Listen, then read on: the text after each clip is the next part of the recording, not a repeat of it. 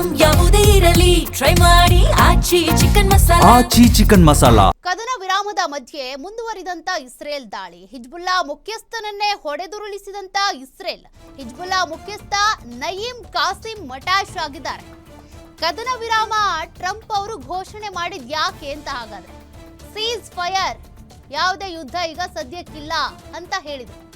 ಆದ್ರೆ ಅದ್ರ ಮಧ್ಯೆನೇ ಯುದ್ಧ ದಾಳಿ ನಡೀತಾನೆ ಇದೆ. ಸದ್ಯ ಹಿಜ್ಬುಲ್ಲಾ ಮುಖ್ಯಸ್ಥ ನಯೀಮ್ ಕಾಸಿಂ ಫಿನಿಶ್ ಆಗಿದ್ದಾನೆ. ಬೈರುತ್ ಮೇಲೆ ನಡೆದ ಅಟ್ಯಾಕ್ ನಲ್ಲಿ ಕಾಸಿಂ ಸಾವನ್ನಪ್ಪಿರೋದು. ಲೆಬನಾನ್ ಮೇಲೆ ದಾಳಿ ಮುಂದುವರಿಸಿರುವಂತ ಇಸ್ರೇಲ್ 150ಕ್ಕೂ ಹೆಚ್ಚು ಮಂದಿ ಗಾಯಗೊಂಡಿದ್ದಾರೆ ಅನ್ನುವಂತ ಮಾಹಿತಿ ಇದೆ.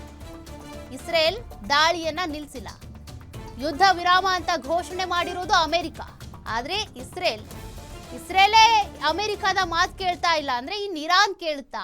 ಹಾಗಾಗಿನೇ ಇರಾನ್ ಕೂಡ ಹೇಳಿರೋದು ಹಾರ್ಮುಜ್ ಜಲಸಂಧಿ ಈಗ ಬಂದ್ ಆಗುತ್ತೆ ಅಂತ. ಇದರಿಂದಾಗಿ ಭಾರತ ಸೇರಿದಂತೆ ವಿವಿಧ ದೇಶಗಳ ಮೇಲೆ ಮತ್ತೆ ಅದೇ ಎಫೆಕ್ಟ್ ಮುಂದುವರಿಯುತ್ತೆ.